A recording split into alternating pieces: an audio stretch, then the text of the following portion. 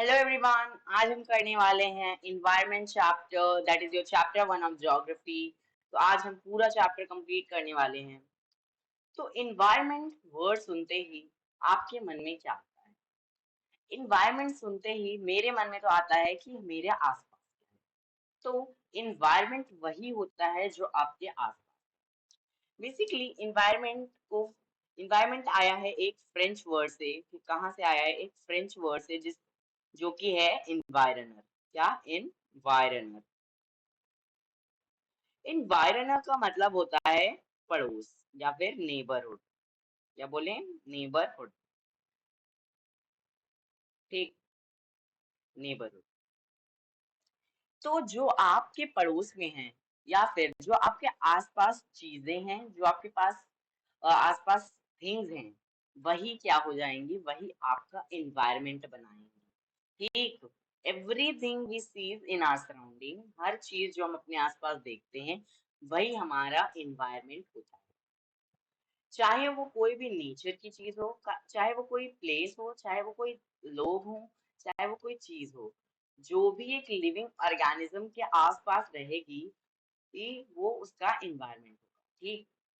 अब इसमें क्या, दो कंपोनेंट होते हैं। कितने? दो। पहला होता है नेचुरल इन्वायरमेंट और एक होता है ह्यूमन इन्वायरमेंट। नेचुरल इन्वायरमेंट मतलब जो चीजें हमें नेचर से मिलती हैं, और ह्यूमन इन्वायरमेंट जो हमें ह्यूमन से मिलती हैं और खुद ह्यूमन। ठीक। नेचुरल इन्वायरमेंट में कौन? जो नेचर देता है, जैसे लैंड हो गया, वाटर हो गया, एयर हो गया, प्लांट हो गया। तो ये सब क्या, हमारी नेचर की देन है। ये हमारा इसमें कोई भी योगदान नहीं है। हम लोग इसमें कुछ करते नहीं है। क्या हम लोग क्या खुद लैंड बनाते? नहीं। ये हमें नेचर देती है। तो ये हमारी नेचुरल इन्वायरमेंट में आ गया। सिंपली अगर हम कहें, तो अगर हमारे आसपास कोई भी चीज हमको दिखती है, तो वो दो चीजें हो सकती हैं। एक तो जो नेचुरल होगी, एक जो ह्यूमन से रिलेटेड होगी। मींस ह्यूमन एनवायरनमेंट को हम दो कैटेगरीज में डिवाइड कर सकते हैं। एक क्या होगी? एक ह्यूमन मेड जो ह्यूमन ने बनाई होगी, और खुद ह्यूमन। ठीक। क्या? एक हो जाएंगे हमारे ह्यूमंस, फिर दूसरा ह्यूमन मेड जो ह्यूमन ने बनाया होगा। ठीक। तो एक एक करके पढ़ेंगे दोनों को। ठीक। अब अगर ह्यूमंस की बात करें, तो ह्यूमंस में हम अलग अलग लोगों को कैसे देखते हैं? अब आपके आसपास कोई एक पर्सन है, तो क्या वो इंडिविजुअल होगा? ठीक।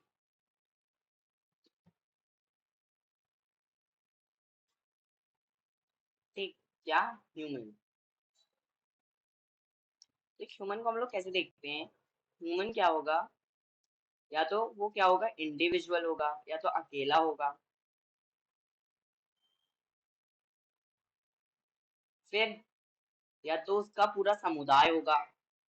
ठीक। पूरी कम्युनिटी होगी, पूरी फैमिली होगी। क्या होगा? पूरी फैमिली होगी। ठीक। तो क्या होगा? फैमिली होगी, कहीं रिलीजन होगा, कम्युनिटी होगी। ठीक, ऐसा होगा। अब बात करते हैं नेचुरल एनवायरनमेंट की। क्या? Natural environment. अब नेचुरल एनवायरनमेंट में दो चीजें आती हैं, एक हमारा बायोटिक, एक ए बायोटिक। बायोटिक कंपोनेंट्स बोलो, फैक्टर्स बोल लो। ठीक। अब बायोटिक होता क्या है? बायोटिक जहां वर्ड आ जाए, मतलब बायो का मतलब मैं अभी बता देता हूँ। बायो जहां भी वर्ड आ जाए, बायो का मतलब होता है लाइफ। क्या हो? लाइफ। तो बायो वर्ड जहां भी आ रहा है, लाइफ। तो बायोटिक मतलब हो जाएगा जहां भी लाइफ या फिर लिविंग ऑर्गेनिज्म।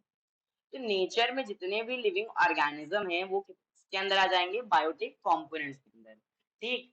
नेचर में जितने भी लिविंग ऑर्गेनिज्म हो, चाहे वो हमारी चिड़ैया हो छोटी सी, ठीक, चाहे वो हमारी चिड़िया हो छोटी सी, चाहे वो हमारा कोई छोटा सा टाइगर हो या बड़ा सा टाइगर हो, ठीक, चाहे वो हमारा मशरूम हो, ठीक, जो हम खाते हैं, या फिर जो नहीं खाते हैं वो भी, और चाहे हमारा प्लांट हो कोई भी अच्छा सा जो हम अपने यहाँ लगाते हैं, जो नहीं लगाते हैं वो भी। ठीक। तो ये सब क्या हो जाता है? ये हमारे बायोटिक कंपोनेंट्स के अंदर आ जाते हैं। तो जितनी भी लिविंग ऑर्गेनिज्म या फिर जिसके अंदर लाइफ है नेचर में जो है, वो क्या बायोटिक कंपोनेंट आ जाएगा। ठीक, अब ये तो हो गया बायोटिक, जो लिविंग ऑर्गेनिज्म वो बायोटिक। अब ए बायोटिक क्या है? अब ए का मतलब होता है नहीं, और बायो का मतलब लाइफ। तो जिसमें लाइफ नहीं होगी, जिसमें लाइफ नहीं होती वो क्या होता है? Non living. जिसमें लाइफ नहीं होती वो क्या होता है? Non living. और यहाँ हम किसकी बात कर रहे हैं? नेचुरल एनवायरनमेंट की। तो ऐसी नॉन लिविंग चीजें जो हमें कौन देगा? नेचर खुद देगी। ऐसी नॉन लिविंग चीजें जो हमें नेचर देगी वो क्या हो जाएंगे? ए बायोटिक कंपोनेंट्स। जैसे हमारा लैंड हो गया, जैसे हमारी मिट्टी हो गई, जैसे हमारा पानी हो गया, जैसे हमारी धूप हो गई, ठीक, जैसे हमारी हवा, टेम्परेचर, ठीक। ये हमको क्या नेचर से मिल तो रहा है, पर हम लोग खुद नहीं बना रहे हैं। ये नॉन लिविंग चीज है जो हमको नेचर दे रही है। ठीक, तो ये क्या हो जाएगा? ए बायोटिक कंपोनेंट हो जाएगा। नेचर की नॉन लिविंग चीजों को ए बायोटिक कंपोनेंट बोल दिया जाता है। ठीक, अब नेचुरल इन्वायरमेंट को हम चाहें तो उनके डोमेन्स के उस पे भी चार हिस्सों में बांट सकते हैं। डोमेन्स क्या होता है?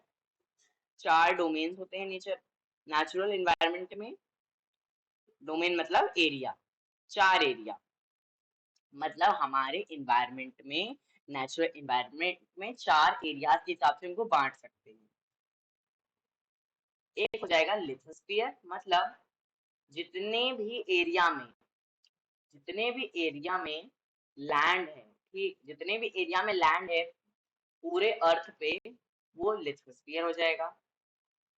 जितने भी एरिया में क्या है? पानी है, जितने भी एरिया में पानी है, वाटर है, वो क्या हो जाएगा? वेट, जितने भी एरिया में क्या लैंड था वो हो जाएगा लिथोस्फीयर। जितने भी एरिया में पानी वो हाइड्रोस्फीयर। जितने भी एरिया में हवा हो वो एटमॉस्फेयर हो जाएगी। और जितने भी एरिया में क्या हो? लाइफ हो, लाइफ मतलब कोई भी वहां पे जीवित कोई भी जिंदा हो, वो क्या हो जाएगा? हमारा बायोस्फीयर में आ जाएगा। चलो एक एक करके पढ़ते हैं। लिथोस्फीयर अभी बताया मैंने, क्या? लैंड, जहां भी लैंड आ जाए, जहां भी लैंड आ जाए वही हो जाएगा हमारा लिथोस्फीयर। ठीक, क्या हो जाएगा? लिथोस्फीयर। अब ये क्या होता है? लिथोस्फीयर ये सबसे ऊंची लेयर होती है किसकी? अर्थ की। अब अर्थ जो होती है वो बहुत सारी लेयर्स की बनी रहती है। बीच में लेयर, फिर उसके बाहर ऐसे लेयर, फिर उसके बाहर ऐसे लेयर। जैसे प्याज नहीं होता, प्याज की एक एक लेयर होती है, ठीक, उसी तरीके से यहाँ पे इसकी अर्थ की एक लेयर होती है। तो सबसे ऊपर जहाँ पे हम लोग रहते हैं, वहां की जो सबसे टॉप लेयर, सबसे जो मजबूत लेयर होगी, वही हो जाएगी हमारी लिथोस्फीयर। क्या वहां पे होती है? हमारी लिथोस्फीयर। ठीक, या फिर कह सकते हो वही लिथोस्फीयर होती है। अब ये ऐसा एरिया होता है, लैंड का ऐसा एरिया होता है जहाँ पे लैंड के बहुत सारे फॉर्म्स होते हैं। अब लैंड एक जैसी नहीं दिखेगी आपको। कहीं पे लैंड क्या, कहीं पे लैंड ऐसे उबड़ खाबड़ मिलेगी, कहीं पे लैंड ऐसे सिंपल प्लेन मिलेगी, ठीक, कहीं पे ऐसे ढलान टाइप की मिलेगी। ठीक, तो लैंड एक जैसी नहीं रहती है, वो डिफरेंट डिफरेंट फॉर्म्स में रहती है। ठीक, और उन्हीं फॉर्म्स को कभी कभी माउंटेन्स, कभी वैलीज, कभी प्लेटोज, कभी प्लेन्स के नाम से जाना जाता है। अब ये कहाँ पाए जाएंगे? लिथोस्फीयर, देखो सभी कॉन्टिनेंट्स, कॉन्टिनेंट्स मतलब महाद्वीप, जैसे हमारा एशिया हो गया, हमारा यूरोप हो गया, हमारा साउथ अफ्रीका हो गया, सॉरी साउथ अमेरिका हो गया, अफ्रीका हो गया, ऑस्ट्रेलिया हो गया, तो ये उनके ऊपर पाए जाएंगे। ठीक, और ये कहाँ? ओशियंस फ्लोर, फ्लोर मतलब जमीन, ओशियन मतलब महासागर, तो महासागर की जमीन पे पाए जाएंगे। मतलब जो हमारा महासागर है उसके नीचे भी तो एक लैंड होता है ना, एक लैंड होता है, तो वहां भी क्या ये पाए जाएंगे। ठीक, ये हमारा वाटर हो गया, ये वाटर के नीचे भी तो एक लैंड होता है ना, तो यहाँ भी पाए जाएंगे। ठीक, ये हो गया हमारा लिथोस्फीयर। अब बात करते हैं हाइड्रोस्फीयर। हाइड्रो का मतलब होता है पानी, हाइड्रो का मतलब होता है पानी। तो जितनी भी चीजें, ऐसा एरिया जहाँ पे पानी हो, ठीक, पानी का इलाका इस क्या? हाइड्रोस्फीयर। ठीक, लैंड का इलाका लिथोस्फीयर, पानी का इलाका हाइड्रोस्फीयर। ठीक, अब इसमें क्या है? अलग अलग तरीके के पानी के सोर्सेज आ जाते हैं। पानी के सोर्सेज मतलब हमारी बारिश, जिससे हमको पानी मिलता है, जैसे हमारा ग्राउंड वाटर, जमीन का पानी। ठीक, क्या जमीन का पानी। उसके बाद अलग अलग तरीके की वाटर बॉडीज। वाटर बॉडीज मतलब जैसे हमारे ओशियंस, ठीक, जैसे हमारे रिवर्स, ठीक, जैसे हमारे झील, हमारी लेक्स, ठीक, ये क्या हो जाते हैं, ये ओशन बॉडीज हो जाते हैं। पानी हमको यहाँ से भी मिलता है, पानी हमको यहाँ से भी मिलता है। ठीक, तो ये क्या हो जाते हैं, ये हाइड्रोस्फीयर के अंदर आ जाते हैं। अब जब पानी ही लिविंग ऑर्गेनिज्म के लिए इसेंशियल है, जरूरी है, बहुत इंपॉर्टेंट है, तो क्या हाइड्रोस्फीयर जरूरी नहीं होगा? हाँ, ये हमारे हाइड्रोस्फीयर हमारे ये लिविंग ऑर्गेनिज्म के लिए बहुत जरूरी होता है। ये भी हमारे जीवन जीने के लिए, हमारे सर्वाइवल के लिए बहुत इसेंशियल होता है, क्योंकि पानी हमारे सर्वाइवल के लिए बहुत वो होता है। ठीक, अब बात करते हैं एटमॉस्फेयर। एटमॉस्फेयर क्या होता है? एटमो मतलब होता है क्या? एयर। एटमो मतलब एयर मतलब हवा। ठीक, तो अर्थ के चारों तरफ एक लेयर पाई जाती, एक नहीं 5 लेयर पाई जाती हैं हवा की। किसकी? 5 लेयर्स ऑफ एयर होती हैं इसके चारों तरफ,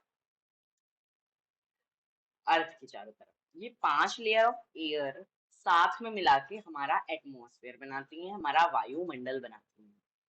अब हवा तो फुर्र से उड़ जाती है। ठीक, हवा क्या फुर्र से उड़ जाती है, इसीलिए हमारी जो अर्थ की ग्रेविटी होती है, जो कि सेंटर पे बैठी होती है इसके अर्थ के, तो वो क्या पकड़े रहती है, किसको?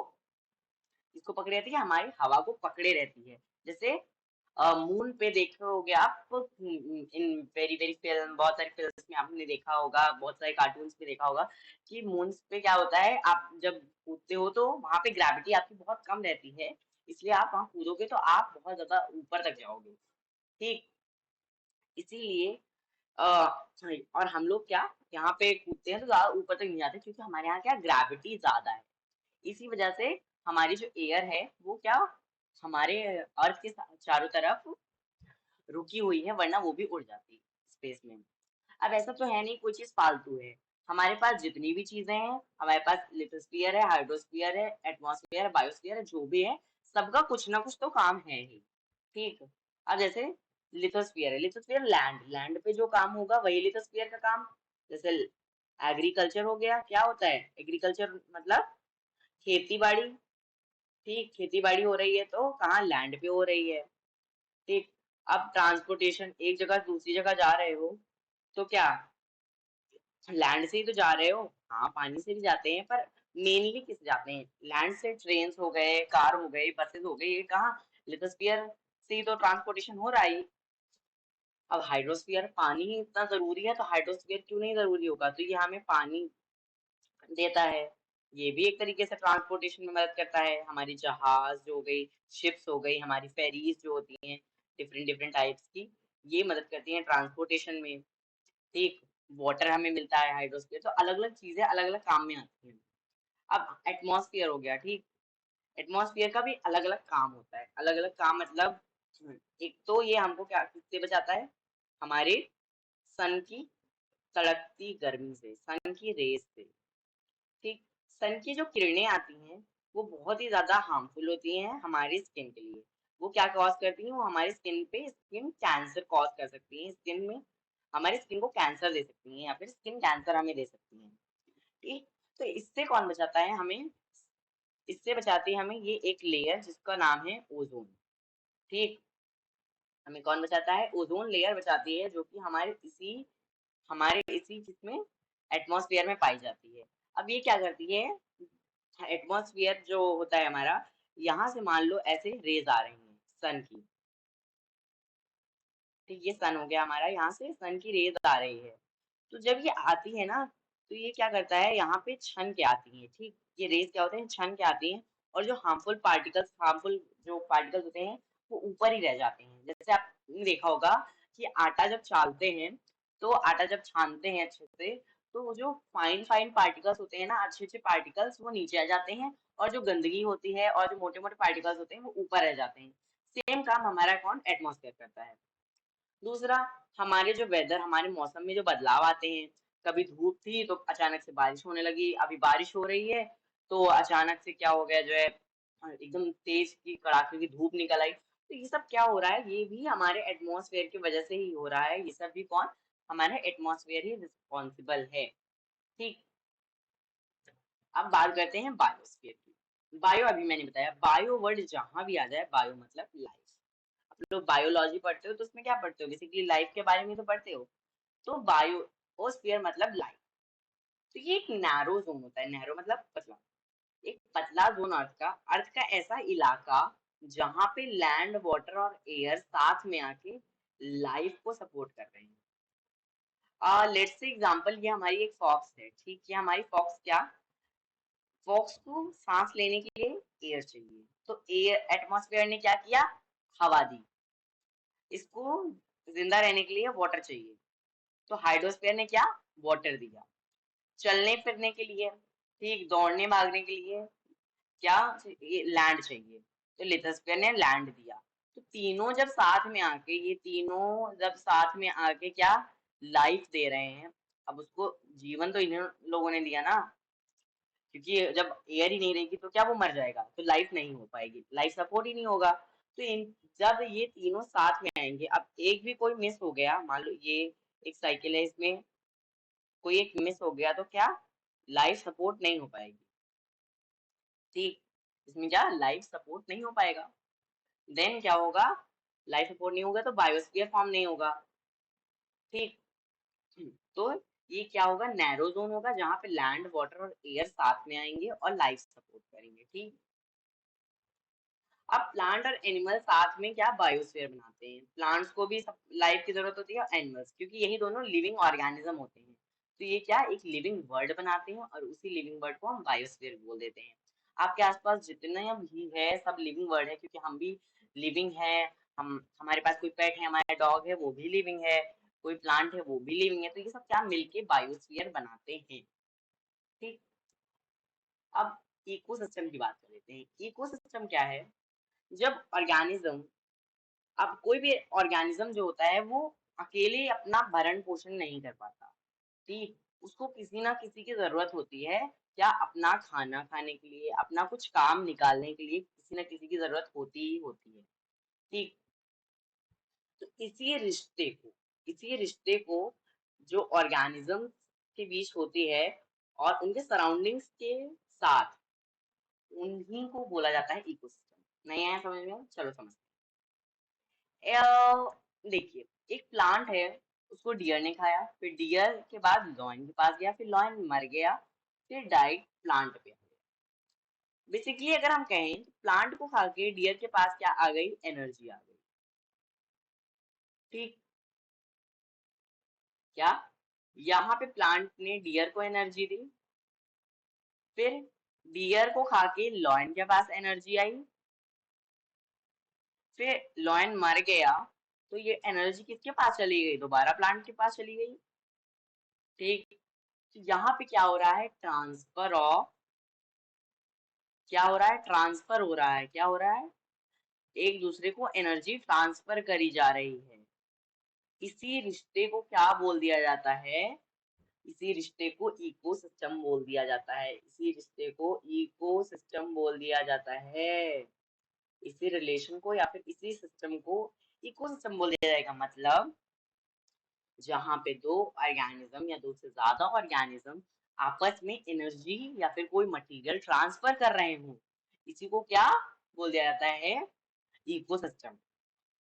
और वो क्या, किसी भी फिजिकल या फिर केमिकल फैक्टर्स की वजह से ही होगा। जैसे अब प्लांट है, प्लांट को सनलाइट मिली तभी तो उसके अंदर एनर्जी आई। सनलाइट से उसने अपना खाना बनाया, फोटोसिंथेसिस। ठीक, तो उसके अंदर एनर्जी आई, फिर वो बड़ा हुआ, बड़ा हुआ तो उसको डियर ने खाया, डियर के पास एनर्जी। तो यहाँ पे क्या है, एक केमिकल फैक्टर आया ना, एक फिजिकल फैक्टर आया एनवायरनमेंट का। ठीक, जो कि थी सनलाइट।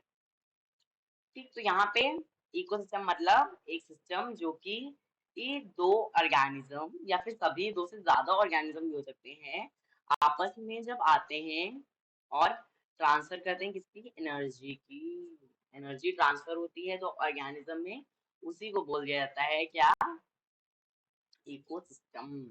क्या बोल दिया जाता है, इकोसिस्टम।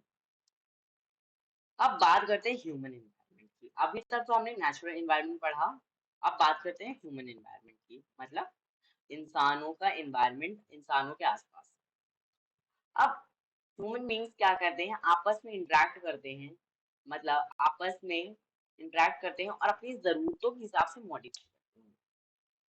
जैसे जरूरतों के हिसाब से मॉडिफाई करने के लिए, अब हम पहले क्या करते थे, एक जगह पे रहते थे तो एक जगह से दूसरी जगह पे बात नहीं कर पाते थे, तो हमने डेवलप किया, हमारी जरूरत पड़ी, हमने फोन बनाए, हमने क्या किया, हमने different different types of appliances बनाए, हमने किचन में रेफ्रिजरेटर बनाया, और क्या, ovens बनाए, माइक्रोवेव ovens बनाए, तो डिफरेंट डिफरेंट हमारी जरूरतों के हिसाब से। ठीक, बेसिकली हम कह सकते हैं कि हम पहले जब एक मंकी थे तो हमारी जरूरतों के हिसाब से हम आज क्या, ह्यूमन में डेवलप हो चुके हैं। ठीक, हम ह्यूमन डेवलप हो चुके हैं, तो हमने क्या किया, अपने इन्वायरमेंट के साथ अपने आप को ढाला, हमने अपने इन्वायरमेंट के साथ अपने आप को मॉडिफाई किया, हमारी जरूरत बढ़ी तो हमने अपने आप को एक ह्यूमन बना लिया। क्या कर लिया, हमने अपने आप को एक ह्यूमन बना लिया, या फिर हम कह सकते हैं हमने नई नई चीजों का आविष्कार किया। पहले जो इंसान रहते थे वो क्या, अपने नेचर के हिसाब से ही ढल जाते थे। मतलब अब कोई रह रहा है कहाँ पे, राजस्थान में रह रहा है, तो वो कैसे रहेगा, उसी के टेम्परेचर के हिसाब से, उसी के इलाके के हिसाब से ढल जाएगा। कोई कश्मीर में रह रहा है तो वहाँ के इलाके के हिसाब से ढल जाएगा, और कोई केरला में रह रहा है तो कोई वहाँ के एरिया के हिसाब से ढल जाएगा। ठीक, पर टाइम टू टाइम ह्यूमंस, जो हमारे इंसानों ने नई नई चीजें सीख ली, क्या नई नई चीजें सीख ली, जैसे क्या, हाँ, उसने क्या, एनिमल्स को डोमेस्टिकेट करना सीख लिया, मतलब एनिमल्स को पालना सीख लिया। ठीक, फिर उसने एक सेटल लाइफ, मतलब कि एक जगह पे अब वो एक सेटल लाइफ बनाने लगा, मतलब एक जगह उसने अपना घर बनाया, ये सब बनाया। ठीक, तो ह्यूमंस ने अपने आप को अब क्या करना, अपने आप को बढ़ा लिया था, अपने आप को ग्रो कर लिया था। क्या पहले ह्यूमंस क्या नेचर के हिसाब से चलते थे, पर नहीं, अब जैसे उनकी जरूरतें बढ़ी, उन्होंने अपने आप को नई नई चीजें सिखाई, नई नई चीजें, उसने नए नए आविष्कार किए। ठीक, फिर इंडस्ट्रीज आई, ठीक, ट्रांसपोर्टेशन अच्छे से हुआ, इंफॉर्मेशन हमें और ज्यादा मिलने लगी। ठीक, रेवोल्यूशंस होने लगे। ठीक, खेती बाड़ी में हमें बहुत अच्छा से आने लगा, एग्रीकल्चर रेवोल्यूशन होने लगे। ठीक, और कम्युनिकेशन बढ़ा। ठीक, अब जब पहले क्या होता था, पहले लेटर्स होते थे, अब क्या, व्हाट्सएप कर दो। ठीक, तो हमारा वर्ड अब हमें बहुत ज्यादा इजियर और बहुत ज्यादा स्पीडी हो गया है कम्युनिकेशन आजकल। ठीक, ऐसा क्यों हुआ, क्योंकि ह्यूमंस ने टाइम टू टाइम अपने आप को ग्रो किया, अपनी जरूरतों के हिसाब से अपने आप को क्या किया, ग्रो किया, अपने आप को बढ़ाया। ठीक,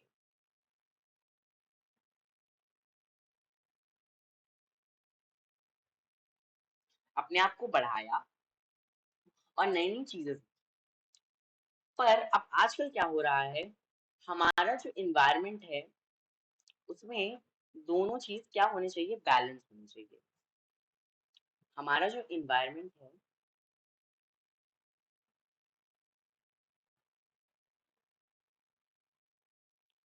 इन्वायरमेंट है, उसमें क्या होना चाहिए, दोनों चीजों का बैलेंस होना चाहिए। मान लो हमारे पास इन्वायरमेंट में क्या है, नेचर है और ह्यूमन है। ठीक, नेचर है और ह्यूमन। तो ह्यूमंस क्या कर रहे हैं, अपनी जरूरतों के लिए नेचर के जो ट्रीज हैं, जितने भी डिफरेंट डिफरेंट टाइप्स ऑफ क्या है, जितने भी डिफरेंट डिफरेंट टाइप्स ऑफ क्या कहते हैं, एनिमल्स हैं, हाँ, एनिमल्स है, उनको मारे डाल रहे हैं। ठीक, एनिमल्स को, और क्या, ट्रीज हैं उनको काट रहे हैं। तो हमको क्या करना चाहिए, हमारे इन्वायरमेंट में एक बैलेंस बना रहना चाहिए। हमारे इन्वायरमेंट में ह्यूमन को भी आगे अपने नीड्स के हिसाब से बढ़ना चाहिए, नेचर को भी बढ़ाना चाहिए, और हमें क्या करना चाहिए, बैलेंस बनाए रखना चाहिए। और अगर ये बैलेंस नहीं बनेगा तो हमारे इन्वायरमेंट में वो चीजें नहीं आ पाएंगी, मतलब हमारी जरूरतों को पूरा करने के लिए वो चीजें नहीं आ पाएंगी। ठीक, ट्रीज कट रहे हैं, एनिमल्स को मारा जा रहा है अपनी नीड्स के लिए, तो इसमें क्या नेचुरल इन्वायरमेंट का बैलेंस बिगड़ रहा है, जिसकी वजह से क्या हो रहा है, ग्लोबल वार्मिंग आ रही है। क्या आ रहा है, ग्लोबल वार्मिंग। ये आपके उसमें नहीं है, कोर्स में नहीं है, अलग से बता रहा हूँ। ग्लोबल वार्मिंग आ रही है जिसकी वजह से गर्मी बढ़ रही है। ठीक, तो ये क्या हो रहा है, हमको क्या करना चाहिए, बैलेंस बनाना चाहिए, हार्मनी बनानी चाहिए, भाईचारा वाला रिश्ता। ठीक, अब ये दो चीजें थी आपके में डिड यू नो फैक्ट्स में। एक कि 5 जून को क्या मनाया जाता है, वर्ल्ड इन्वायरमेंट डे मनाया जाता है। ठीक, और बार्टर सिस्टम क्या है, बार्टर सिस्टम क्या होता है, बार्टर सिस्टम एक सिस्टम होता है जिसमें क्या होता है, पहले के टाइम कुछ ये रुपए सिक्के विक्के थोड़ी नहीं चलते थे। पहले के टाइम क्या होता था, अगर आपने मुझे राइस दिया है, तो मैं आप क्या, वीट। ठीक, आपस में लेन देन हुआ करता था क्या, सामान का। पहले कोई पैसा नहीं चलता था, पहले कोई ये सब नहीं चलता था कि डॉलर है, यूरो है, रुपए हैं। ठीक, ये सब नहीं चलता था। क्या होता था, आपको राइस, आपने मुझे राइस दिया, मैंने आपको वीट दिए, या फिर जो आपको जरूरत थी। ठीक, आपने मुझे सेब दिए, मैंने आपको क्या दिया, अंगूर दिए। ठीक, तो ये सब क्या चलता रहता था, ग्रेप्स। आपने मुझे क्या दिया, हाँ लेट से आपने मुझे वीट दिया, मैंने आपको राइस दिया। तो ये सब क्या होता है, ये बार्टर सिस्टम होता है, ऐसा सिस्टम जिसमें गुड्स एक्सचेंज हो रहे हैं। गुड्स मतलब सामान, गुड्स मतलब थिंग्स, गुड्स मतलब थिंग्स होता है, इसका मतलब goods without the use of money, जिसमें मनी का यूज ही ना हो, मनी का यूज ना हो, वो क्या होता है, बार्टर सिस्टम। ठीक, so that's all for today guys. अगर आपको अच्छा लगा हो तो then like subscribe my channel and comments में जरूर बताइएगा कैसा लगा आपको session. So thank you guys.